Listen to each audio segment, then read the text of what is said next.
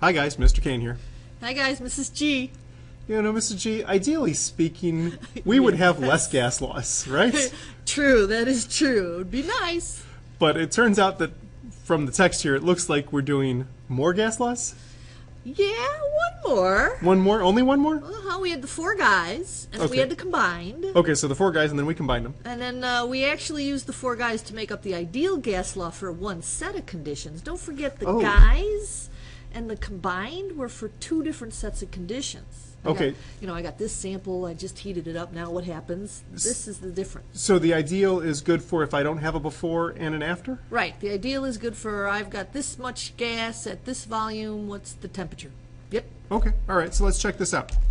So far we've got Boyle, who says that pressure times volume is a constant. It's the only one with an opposite relationship. Yeah.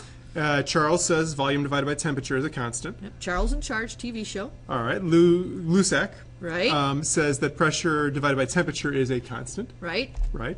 And Avogadro says that volume divided by number of moles is a constant. Right, because each one of those guys took two variables and found the relationship between those two variables. One variable changes, the other one changes accordingly. And they've all got this constant in common. Correct. So if we combine these together mathematically, then all of a sudden, poof.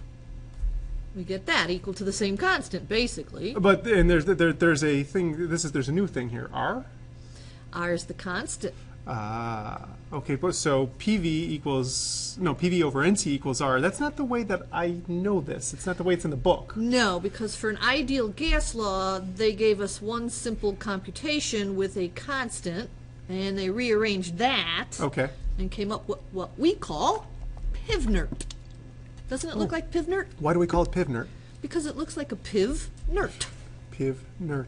Oh, I see that. You kind of have to read it, right? Yes. PivNert. Yeah, I see. PivNert. Notice all the variables are in there: pressure, volume, number of moles, and temperature, and the constant. Oh, and that R. constant's kind of a fudge factor, huh? Yeah, it's just that little adjustment they make. It's a ratio kind of a thing: liter, atmospheres, mole, kelvins.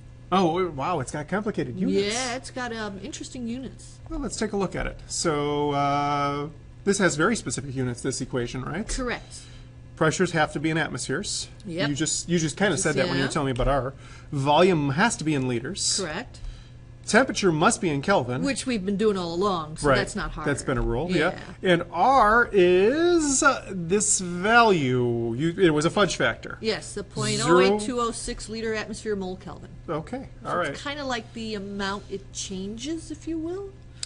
And it's got units like that because... Your units are like that so that everything cancels beautifully and you end up with the units for the unknown variable. Oh, okay. So if I've got three known variables, it'll eliminate three of those units and leave the one that I want. Right, because the PivNert's only got four possible unknown variables. R is a constant, so you'll never solve for R. It's Right. done. Okay. So you're either going to do pressure, volume, number of moles, or temperature. And they have to be in very specific units to go into PivNert, and they have very specific units coming out from PivNert. Which is why R has units of liters, atmospheres, moles, and Kelvin. Yep. All right, very good. And we got an example here, huh? Yep. And if you read it, it's one set of conditions. It's none of this, did this first and got this volume, P1, V1, it's not that. Yeah, It's P1, V1 equals N1, T1. Nope. So this is actually going to be quite easy, right? Yep, straight up. I should be able to just write the equation and then write things underneath them. Write the equation, write So, everything in the right place, PV do the algebra. equals nRT. I guess the hardest part about PivNert is knowing where to put the equal sign. Yeah, and then rearranging it algebraically to solve for, what are we solving for? Temperature. It looks like temperature here. So pressure, P, that's hopefully that's given to me in, you said pressure had to be in atmospheres. It has to be in atmospheres, so if it's not, I see it in kilopascals. You gotta convert it. Hey, look at that. That's 101.325 Oh, yeah. kilopascals. That's easy. Yeah. That's exactly one atmosphere. You don't even right? have to grab your calculator for that. 1.00. The volume should be in liters, you said, and it is, so 2.70 times 10 to the 6th. Number of moles, they gave that to us in moles, that's nice. I guess they could have given it to us in grams. By this time in chemistry, we all know how to do that. Yep, divide by molar mass. Ooh, that's a lot of moles. Yep, okay. All right, 1.10 times 10 to the 5th, that's a lot of moles. Yep. Times R, which 0.0, I've forgotten already. What did we write there? Well, 8206. Right, and then we're multiplying by temperature, right? Yes. T is the variable we're looking for. So if I was going to do this, I would, well, 1 times 2.706 times 10 to the 6 is 2.70 times 10 to the 6. Yeah. So I would divide both sides by this combined product. And I get, now, since you're looking for temperature, and R is liter, atmosphere, mole, Kelvin, Kelvin's going to come out, or temperature is going to come out in Kelvin. Temperature's going to come out in Kelvin. Gotcha. 299. 299. So you can even get this for 299 Kelvin. 299 Kelvin, because 3 sig figs, because of the numbering. Now, Right. they also want it in degrees Celsius, so it's going to be 299 minus 273.15, and using the rules for adding and subtracting significant figures, 26 degrees Celsius. Oh, that's right. Ones place, right? Yep. Yeah, because ones place is these Yep. the largest over here. That's going to be the biggest issue, students, is the temperature and remembering the adding, subtracting of sig fig rules. Right, so you might want to go back in your notes and review that real quick. Yep. That's first semester notes, isn't it? Yes, it is. Okay. This doesn't look too hard. No, it's not. It's as easy to do as Pivnert. Yep. Should we do another one? Yes.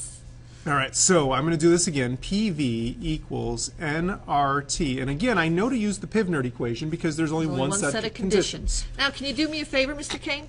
I usually like to manipulate the actual calculation. Could you change that around algebraically to solve for pressure? Sure. Let's see. If I'm solving for pressure, I would divide both sides by the volume of the gas. Correct. So I would get, so I'm going to write it over here. Pressure is going to equal nRT over volume. Now, make sure, make sure everything's in the right units and plug it in. Okay, N should be number of moles, so it should be 1.50. All right. And that's in moles, so that's okay. R was 0.08206. All right, now temperature. Temperature's not in Kelvin, so I've got to add 273.15 to that.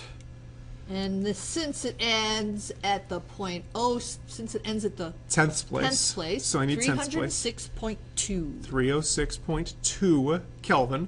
And that's going to wind up being divided by the volume, which is in liters, which is what I needed it to be. So divide by 21. 1.79. And units of atmospheres because of R. It's in pressure, yeah. 1.79 atmospheres. All right. That's interesting.